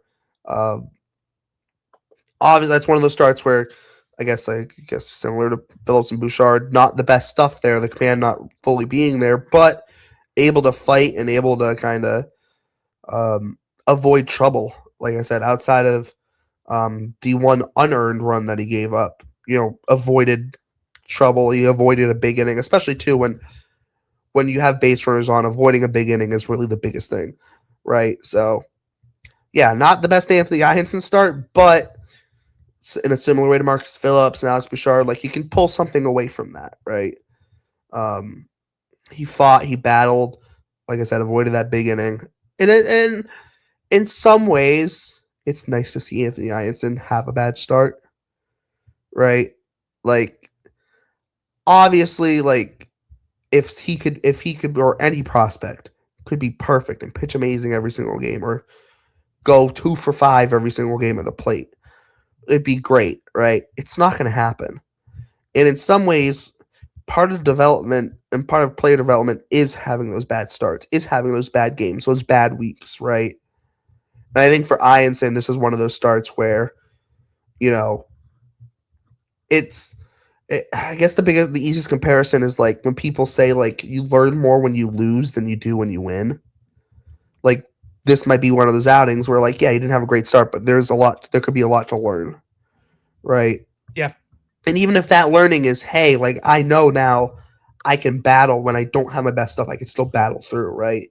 Because look at his time in Greenville, like, nothing against Anthony Ianson's time in Greenville, but there wasn't much adversity there. He was just straight up dominant, right? Which, don't get me wrong, great to see, right? And we saw this a little bit with Peyton Tolley last year, right? He had the rough start in Greenville, his first start, but then just like dominated basically the rest of the year all the way up to the big leagues. Then when he got to the big leagues, he hit a little bit of a roadblock, right? In terms of, like, he struggled a little bit, gets moved to the bullpen, right? And even then, still struggled a little. It wasn't like crazy or anything, right? But then, like, you see what he comes into this season and is so much improved, and you're like, and there's a little bit of me that wonders, like, would that have happened had he not hit that big league roadblock at the end of the year, right? And in this case, Anthony, as I said, it's a small roadblock. It's one start. It's not like, it's not like he's had like a bad month or anything. But it is nice to me. It's nice to see him not just continuously dominate constantly, right? Also shows a little bit like, yeah, he is human. Like these players are going to hit walls, or they're going to have a bad start, a bad week, even a bad couple of weeks, right? How do you bounce back? What do you learn? What do you take away from that? Is kind of the biggest thing, especially when we're talking about the minor leagues and we're talking about player development being the end goal here. It's not winning games, which, although it is nice to win games, it's not the end goal, right? Starts like this are where the development, I feel like, is really going to happen, right? Because it's the Peyton Tolley discussion of Peyton Tolley last year in some of his starts probably could have just thrown all fastballs and just ran through liners, especially when he was in like Greenville last year. But when you get to the big leagues, that doesn't work, right? I think Ianson is one of those things where this is going to be a good learning experience for him. I guess let's continue on the pitch. I don't know if you have anything to add on the Ianson start, Hunter. Just a couple things, because I was at the start. So he was throwing 91, 94, which a couple people were like worried about. They were asking me like, "Oh man, are you freaked out that he's not hitting like the 97, 98, 100?" Not at all. This is where he was in college. Like, it's not surprising that he's kind of sitting there again. I'm sure it's more pacing himself. Like, it was awesome to see him hit 100 in the spring breakout game, but I think it also kind of set this unrealistic expectation that he was all of a sudden just going to be hitting that all the time. I think people kind of just expected him to hit that Peyton Tolley jump of he's going to just be sitting there now. I think we will eventually see him start to hit a bit of a velo creep at some point, but for now, him being 91, 94, like if he wasn't being effective, sure, I'd be like, man, it would be great to see him sitting, 93, 96, 97. Sure. But he's being effective, so who cares? Cutter was 88 to 91. Curveball was like upper 70s, and then the slider was basically like 83 the whole time. Sometimes it was like 81. It seemed like they really wanted him to throw the curveball in 2 strike counts, because that seemed like that was every time he got to a 2 strike count, that was the first pitch he would throw almost every time. It also really felt like he was getting squeezed a lot, like to the point that everyone in the press box was making note of it. Like, man, that looked like a strike from here. So really not super worried about the high walk rate. Like, there were quite a few times where people were like, man, they called that one a ball. So I wasn't worried about the high walk rate. Still definitely wasn't like his cleanest stuff, but it just didn't seem like wasn't his best outing, but didn't seem like some like, oh, miserable man, Anthony Ianson just was miserable today type of outing. But yeah, just definitely not his A+ stuff, but nothing absolutely dreadful. And I mean, I think it kind of showed by the fact that they still weren't hitting him. So yeah, just nothing fantastic, but nothing absolutely dreadful. Yeah. I know there were some other good appearances. I don't know if you want to touch on them, Hunter. In Portland. Gage Zeal was pretty solid. Gave up a like string of hits at one point. I've seen him twice now. And both times he kind of did this where there was a point in the game where I kind of thought it was going to get away from him, and then he kind of just buckled down and ended up putting together a really good start. And like overall on the year, he doesn't have great numbers, but both times I've seen him, I've come away thinking like this is a guy who can get you 6 really strong innings. So he's someone that I would like. I feel like could be developed into like a solid back of the rotation type of starter. Just someone who could eat innings for you. Seems to just pump the strike zone. And then John Holubitz had his best start in a while. 6 innings, 3 hits, no runs, 1 walk, 6 strikeouts. Very typical John Holubitz John Holubitz start where he again similar vein to Gage Seal, where he was just pumping the strike zone. Hayden Mullins did not pitch very well. Him and Blakely Hunt kind of had the same issue where they just didn't seem to have their command. Neither of them were walking people. They both just had 1 walk, but it didn't really seem like they were throwing it where they wanted to, and they were both getting hit very hard from it. Hayden Mullins, 3 1/3, gave up 6 runs. Wee Hunt went 4 2/3, gave up 5 runs. Both of them gave up some very hard hit balls. Caleb Ricketts for Reading was just having a field day with almost every pitcher for Portland this week. So both of those guys were 2 that I was kind of excited to see that ended up not having their best outings this week. But yeah, I was very impressed with Zeal this week. He was someone who, again, I've now seen twice this year, and both times I came away thinking he's much better than his numbers have shown this year. Yeah, no, the pitching in Portland's really weird because like at the beginning of the year we had so much talk about, like, for example, Mullins, like, maybe should be in Worcester, maybe, or maybe at some point soon. He had that like really, really unfortunate, unlucky bad start earlier in the year where I don't even know if you can. I don't think you can even blame him on that. What was it like the snow game or whatever? Where it was like, at that point, because that wasn't just him. I think it was pitchers for both teams. It's like at that point, what's even the point of playing? No offense, but like when the that game might have been the most the most. I don't think the pitcher knows where the ball is even going to end up game that I've ever seen. Like, especially early in that game, it was bad. So like, yeah, that start was rough, and that sort of alone really does inflate his numbers. Obviously, Holubet's had a couple of rough starts, but he's also had really good starts like this week. It is interesting though because, like I said, like Worcester is very kind of thin on starting pitchers right now, and especially like, with Sandoval rehabbing and him only going an inning or 2. He hasn't, like I said, he's only gone an inning and a third, and inning and 2/3 in his 2 appearances.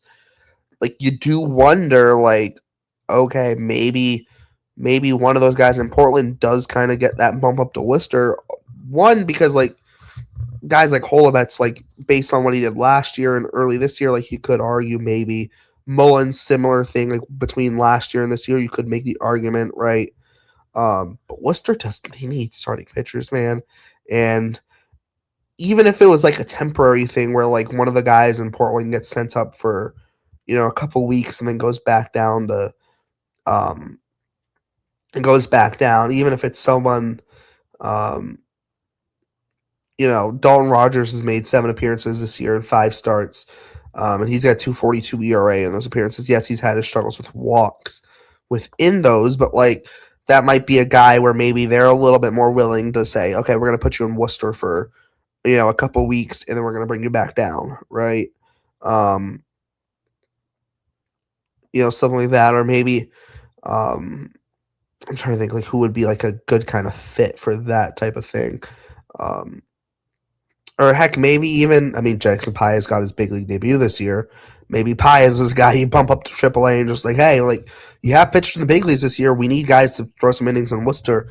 And maybe even with Paez, right, now that he has pitched in the big leagues, shout out to the White Sox on that one, maybe you do, I know he hasn't had the greatest numbers this year in in Portland, but like maybe that's a guy you say, you know what, we need a guy in Worcester, right? Because to me, when you look at that Worcester rotation, and just the Worcester pitching staff, you're going to be asking guys in the bullpen to have to go 2 innings. This guy goes 2 innings. That guy goes 2 innings, right? You're looking at, potentially 5 pitchers to get through a game for Worcester. And yeah, they have a lot of pitchers on their roster right now, but like, God forbid a guy gets a blow up and you throw everything out of proportion because, guys aren't pitching back-to-back days. It's not like the big league staff where, you can just rely on guys to eat innings if you need to and kind of pitch multiple days or 3 out of 4 days or even 4 out of 6 days, right? You're not going to see that in the minor leagues. So there is a little bit of me that wonders if there could be someone like one of those guys maybe just gets bumped up to Worcester at some point. Yeah. Like I do, like you mentioned, Seal and Holbet's both very good this week. I will also I'll throw in the Eric Rivera start because 4 innings he did walk 5, but his only run he gave up was on a homer. He also hit a guy, but 6 strikeouts, 4 innings. Like I said, he only gave up 1 run. Not the sharpest of starts, but made it work. Sorry, not starts. Sharpest of 2 appearances out of the bullpen. Still thinking about the Ianson start with, like I said, he not the sharpest of starts, but got through it. Rivera between his 2 appearances, not the sharpest, but got through it outside of the home run unscathed, right? So in that sense, I guess you can kind of look at that as a positive outside of the home run. Yeah, he walked 5, hit a guy, but didn't give up anything other than the solo homer.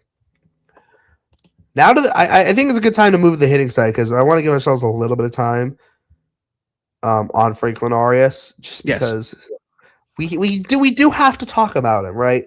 I also do have some non-baseball comments about Reading, but yeah, which we will get to but we do have to talk about Arias just because another good week for Arias, 7 for 18, a pair of doubles, 3 walks, just 3 strikeouts. We talked a little bit last week. He's having maybe a little bit of a down week. Maybe he's hitting a slump, and he comes back this week and just. I do have beef with Franklin Arias. Yeah, like, and even like we called it a slump, like it wasn't really a slump. It was just a bad week or so. Like, we are getting to the point with Arias where there isn't much else we can really say without just repeating ourselves. But in repeating ourselves, it does kind of put in like how absurd the year he's having is, right? It's kind of sick. Like it kind of shows that like, no, this is kind of stupid, right? Like the year he's having is extremely impressive. And yeah, we say it every single week, but it's true, right? And it is like, it's putting that emphasis on it because what he is doing is very special. And, it's one of those type of years so far for Arias where I've given it the Bogarts comp just on the terms of like 20 like age 20 season starts in AA. We're gonna be looking at a promotional Worcester at some point with him. Is it gonna happen like tomorrow, like on my birthday? I would love it. I don't think it will. I mean, I'm holding out a little bit of hope for a little birthday gift, but no, in all honesty, like there's no rush with Arias. I think that's the other thing. Like, there's no reason to rush him. He's not going to come be the Red Sox savior at any point this year.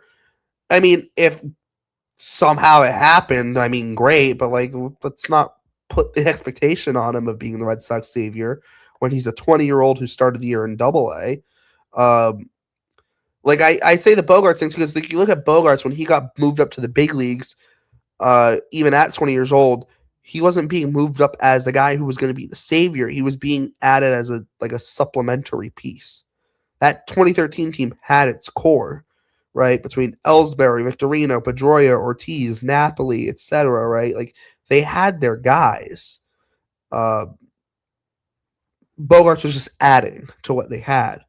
If Arias were to make it to the big leagues this year, obviously I think the Red Sox would have to be in like a playoff spot or in consideration for the playoffs for it to happen. But like Arias wouldn't be getting called up as a guy who's gonna push them over the top as their savior. Like, no, like he'd be a supplemental. You're adding to what the team already has, right? The team has their guys. You're an additional piece. Because, like I said, he's only going to be 20 years old. He's going to be 20 years old the rest of this year.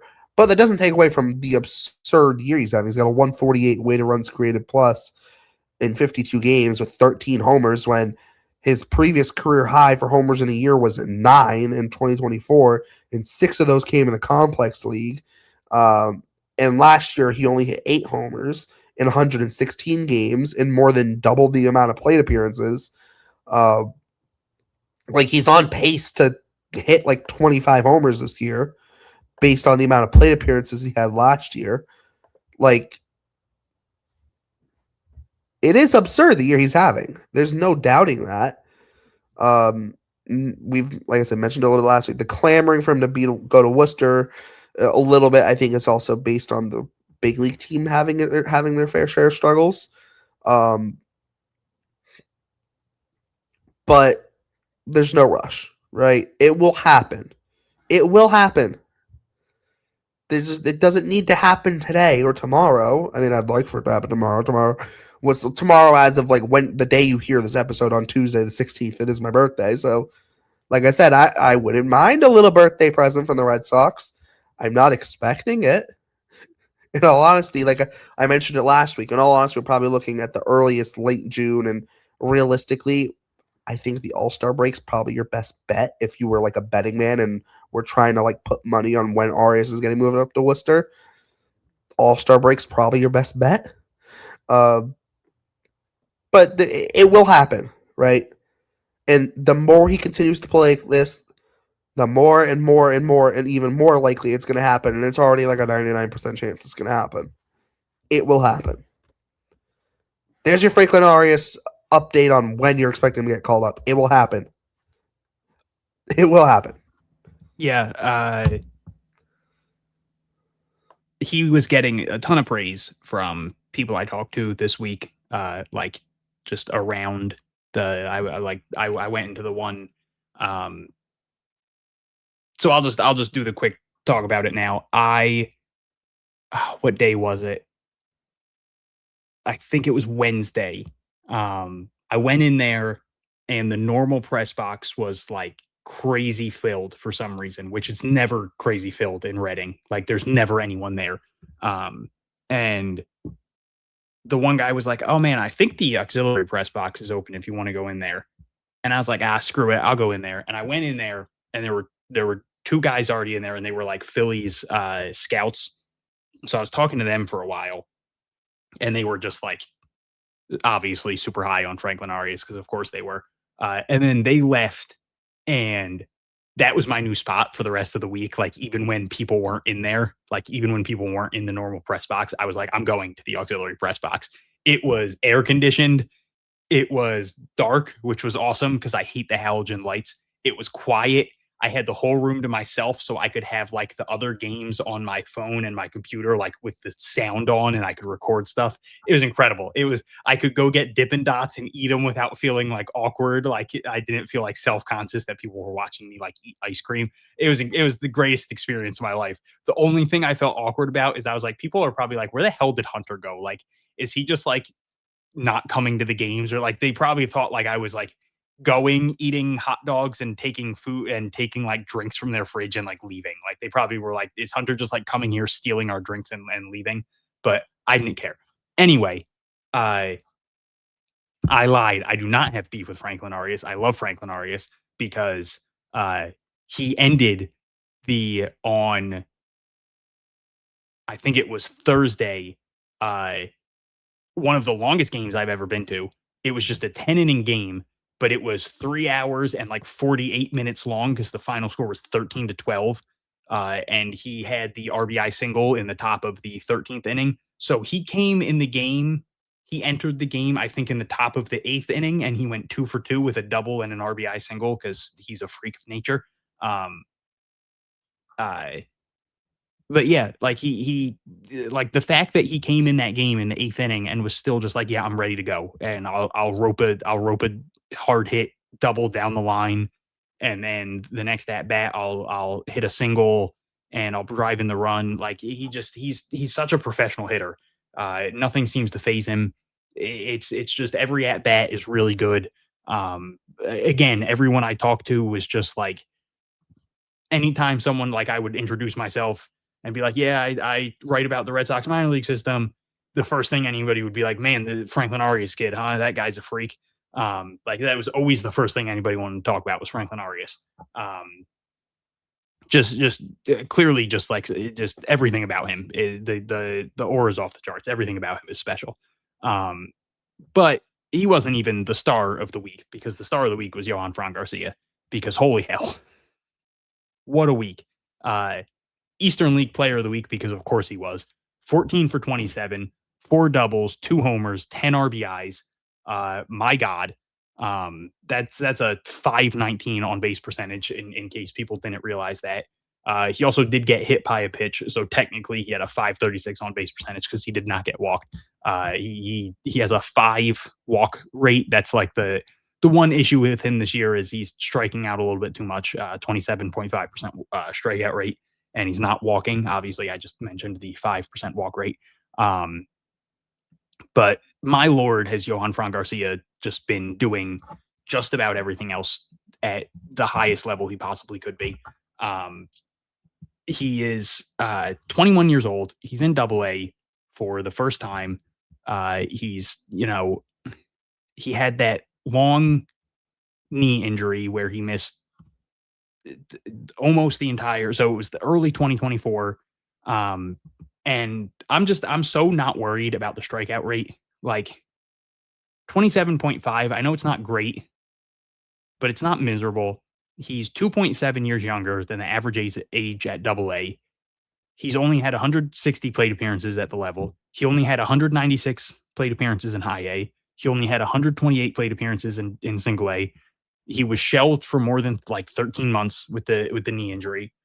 Like clearly the Red Sox see something special in him, because all of those plate appearances are very low plate appearances.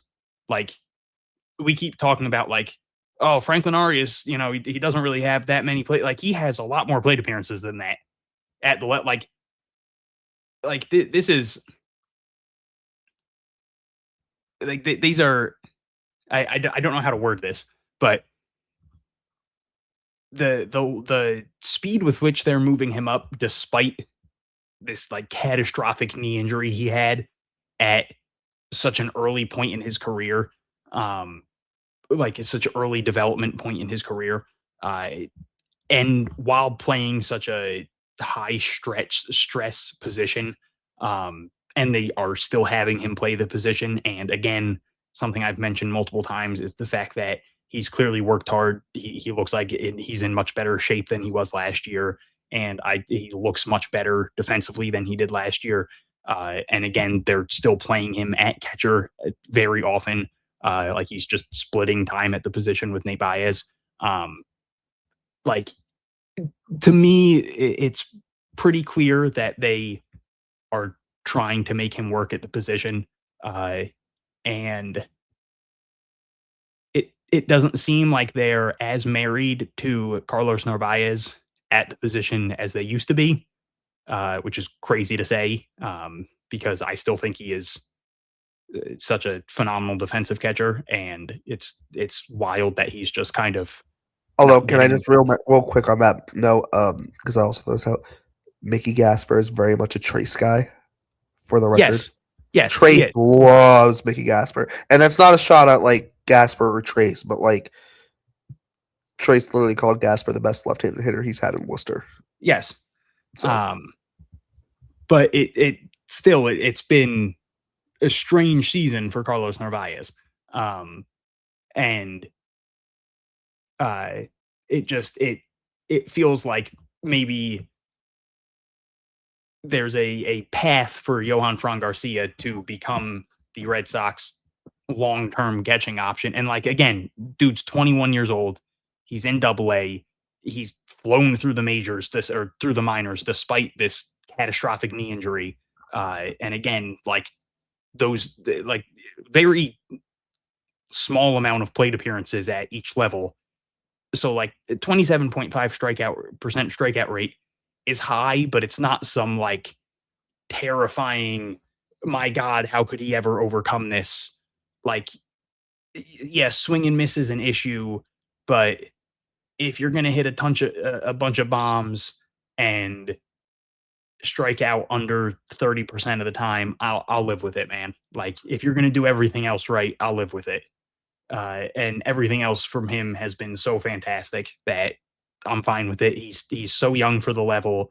He's so inexperienced. Like it's not just the youth, it's the inexperience. Like it's one thing to be 2.7 years younger than the average age at the level. It's another thing to have, 500 career plate appearances in affiliate ball and you're already in double A. Like that's absurd. That's ridiculous. So It yeah, is. You know what's actually even more scary about Johanfran Garcia more than anything he's actually doing? What the scariest thing about him is so far this year? what? You want to take a wild guess? He's not pulling the ball a ton. He's only pulling the ball 35% of the time. His pull air rate is 35th percentile. It's only 11.4%. And he's already, and he's still, even with that, he's already got 11 homers this year in 36 games. For the He loves a record, good pimp job on the homers too, man. For the record, last year he pulled the ball 45% of the time. So you do have to wonder a little bit if maybe there's even a little bit more power, kind of, because typically most guys' power does come to their pull side. So you do have to wonder all that, and he's still not even pulling the ball as much as he has in the past. Like, like there might be even more power just kind of waiting for the summer to come out, right? Like, now, to be fair, like for some guys, right, maybe Johanfran might be a guy where, like, yeah, like maybe he is going to be more powerful when he is hitting the ball up the middle, right? He's not pulling it as much. Maybe, like, that does happen. But typically, most guys get the most out of their power by pulling the ball. And it's something he hasn't pulled the ball. He's just doing it less than he has in the past. And, if he starts pulling the ball more and pulling it in the air more, the power might be even better, right? Which, like you mentioned, with the fact that it's only his age 21 season, he doesn't turn 22 until December. Like there's a lot to like there. There's a lot to like, and obviously a week like he had this past week is just absurd. He actually, in the month of June, he has a hit in every single game he's played. He's had a hit in every single game, and going back to like his last 17 games, there's only 2 games that he doesn't have a hit in. If you go back to his last if you take out his first 11 games of the season, so 36 minus 11 is 25. His last 25 games, there is 1, 2, 3 games that he does not have a hit in. I'd say that's pretty impressive. I don't know about you, but I think that's pretty impressive.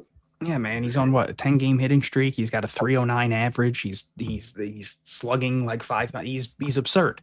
He's having a phenomenal season, and it's not getting talked about enough. No, it's not. Like another thing, kind of similar to like the how we talked about Jack Winay earlier. Like, not really his fault. It's being kind of underappreciated. I mean, when Franklin Arias is, but it's like he's prospect in the sport. It's but it's you're like gonna get overshadowed. But he's playing a premium position, and this is a guy. He was never a top 100 prospect, but like this is a guy who was at one point like considered one of the top prospects in the system, and like you'd think that he would be getting a little bit of national attention. Like he was at one point a very highly touted prospect in the system. Like and then he got leapfrogged by like his brother and everything. And it's like you'd think with Justinson's like notoriety, like with Justinson being like a household name at this point, that the national media would be like, "Hey man, look at his younger brother being a freak in AA right now." I'm shocked that the media is not picking up It's on because it. the national media drools over all the Yankees prospects. That's fair. Yeah, they need to talk about Spencer. They also Jones drool being over the 35 Dodgers years old. prospect, albeit that one is deserved. that one is deserved at least. That I drool over the Dodgers prospects. Okay, was it is it? I don't know how you pronounce it. It's like Jose, but it's got a U before the E. I don't know if they just call it if it's just pronounced Jose or Josue or whoever. But DePaula, like he is obscene. He's got like over 1,000 OPS. And Zahir Hope, I've been like super high on. He's like gross. And he also was a two-way player in high school as well. Which I think they got him in the Michael Bush trade, I think. They got Zahir Hope. Just cuckoo, the Dodgers farm system. It is. And it's funny because I do want to just really quick touch on this. Everyone, when I remember when they brought in Heim, and a lot of people were like, oh, they're gonna try and be like the Dodgers and whatever. It's like no one's gonna replicate what the Dodgers are doing just because the Dodgers are like it's that obscene. And it's not just the money. Like, yeah, their player development is actually that good.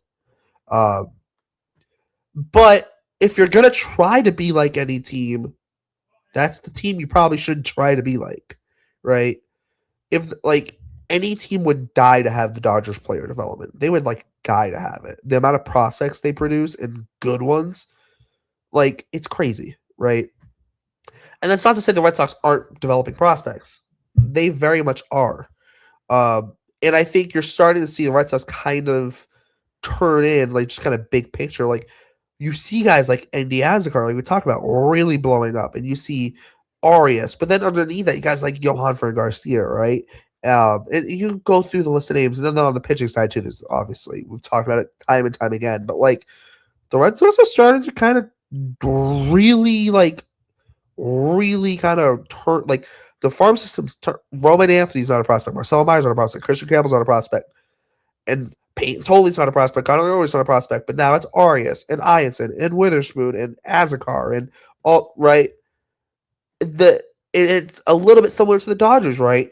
Okay, Bellinger and Seager and et cetera are all gone, and Andy Paz and Paz is gone, and now then it's Dalton Rushing, and then it's then it's DePaula and Zahir Hope and this guy and that guy, right?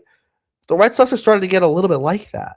Well, it's also great for our show because we only talk about the minor leagues, right? So it's great for us, but like it's great for the organization as a whole, right? When you can lose Meyer and Anthony and Campbell and Holy and Early and all the guys that have exceeded prospect status, yet you're still one of the better farm systems in baseball. Says a lot about the Red Sox farm system and their player development. And you're seeing it with guys like Arias, like Azocar. Johanfran Garcia is a great example of the development, right? It's really, really good to see. We are going to try and finish under 2 hours, so I do want to kind of move on to some other guys. Just there was a lot this week with Portland. Will Turner had a pair of homers and 4 walks in 4 games. Cade Rose hit a homer. Miguel Blaze had a good week. Had a homer, 3 doubles, 5 RBIs. Brooks Brandon had a pair of doubles. Brooks Brandon, another guy right there who's had a very good year. Nelly Taylor had a homer and had 4 hits. Also had a double as well.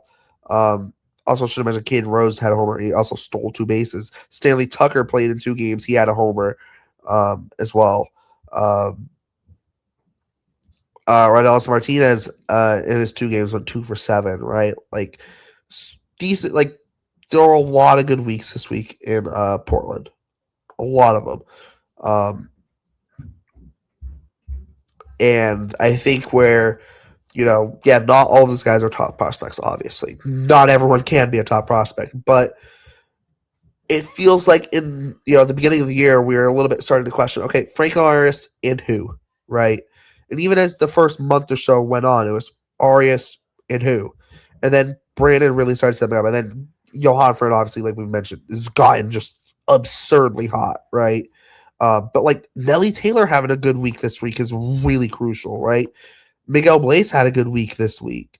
And those are two guys where like they're gonna play a lot, right? And obviously their defense is really great, but if the bats start coming around for those guys, like that's gonna be really big.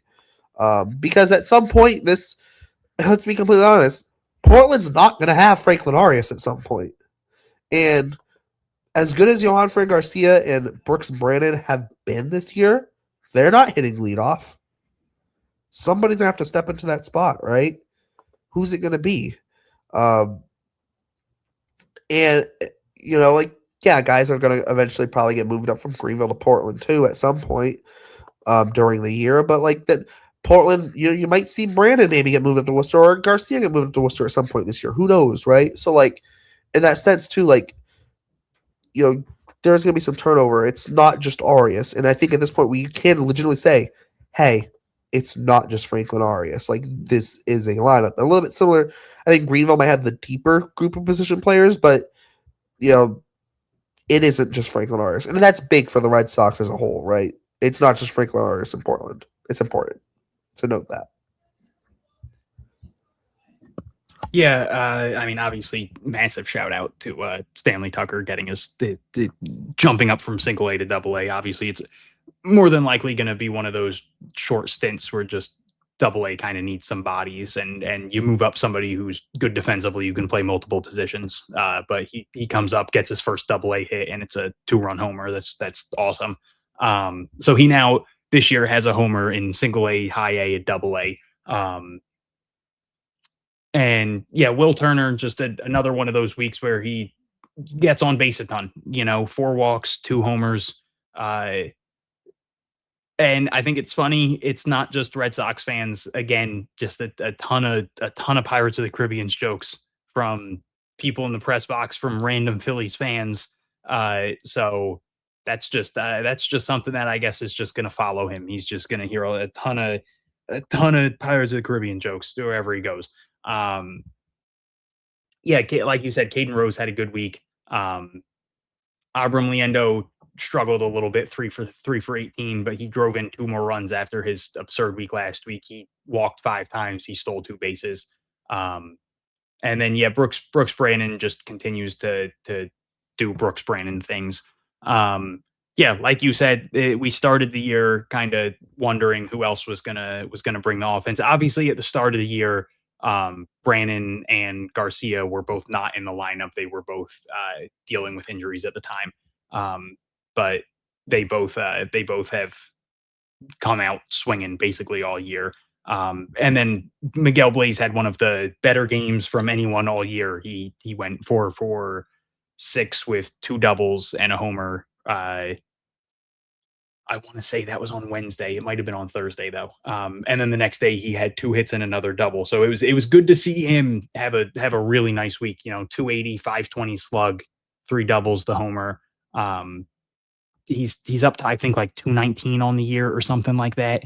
218. So like still not great, but it's like maybe this is maybe that's the kind of 2-game performance that turns his season around.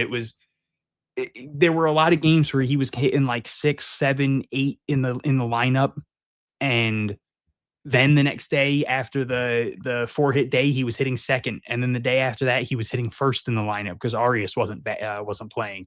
So maybe that was something where he gained some confidence, and the front office gained some confidence in him, and they really have liked what they've seen from him in practice, and maybe they liked that it kind of boiled over into his play on the field. And maybe they've liked what they've seen from his swing lately. So maybe that starts to play over, because we've talked about it a ton. He's one of the most frustrating prospects because you see the raw talent, and there's weeks where you see it all come together. And maybe this was just one of those weeks where you see how immensely talented he is. But he's just one of those guys you can dream on, so maybe we see him put it all together for a couple weeks, and we can have fun talking about Miguel Blaze for the next couple couple episodes where we're just like, dude, Miguel Blaze is putting it all together. And maybe at the maybe in July when we're doing the Midway Awards, maybe he's part of the offensive player of the I mean, at this point we all know it's going to Franklin Arias, so I guess that might have to be the offensive player of the year, not counting Franklin Arias award. But maybe he's part of that discussion. Who knows? Maybe he puts it all together, because he's just, when Miguel Blaze is on, he's one of the most fun prospects to watch, because he flies, man. He's so much fun. Definitely. With that though, we can get a little quick farm system frenzy and hopefully try to get out of here in under 2 hours. Hell yeah. The category is for pitchers. Okay. And it is lowest BABIP against. Okay.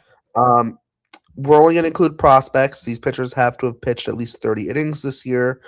And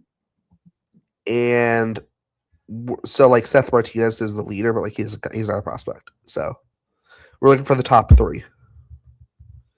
Okay. Lowest batting average, balls in play. So yes. I'm bad at this. So that would tell me they would probably have not a lot of strikeouts. Potentially. Depends. I think the biggest I guess indicator is also the biggest indicator, I think, also is like a low average against, because like, yeah, is Anthony Ianson on there? He's number 2. He's at a 211 BABIP against. Okay. And what are you looking for? The top 3? Yes. Jojo and Gracia? No, he is not. I don't know if he's pitched 30 innings this year. Oh, okay. It was 30 innings. Okay. No. Yes, 30 innings is the minimum.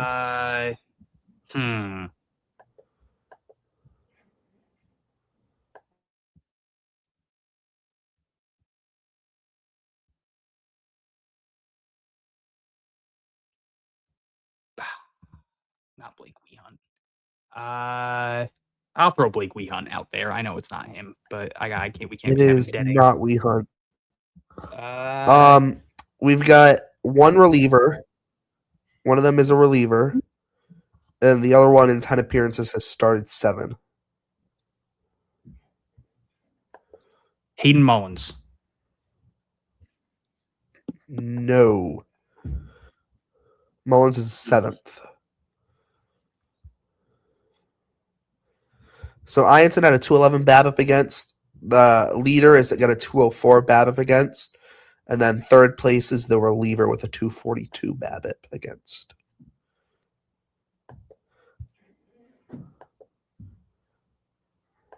So. Patrick Halligan.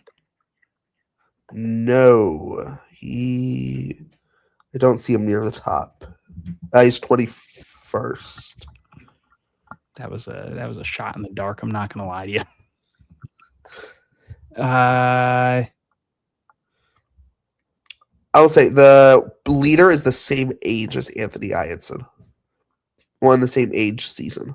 Ooh, okay. So it's maybe age another 21. drafty. Dylan Brown. No. That felt like It is not Dylan Brown. I feel like you're on the right track. Marcus Phillips. Nope. That's the opposite way, I think. Shit.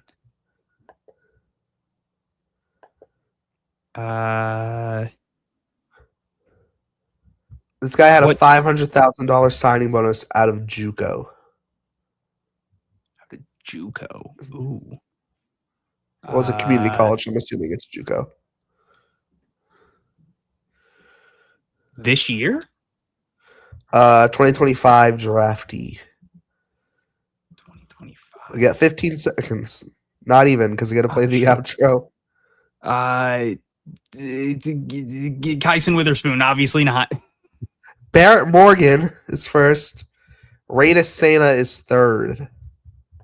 Barrett Morgan was a JUCO guy? Apparently, yeah. Oh, community college. All right, we're wrapping this up under 2 hours. We will see you next week.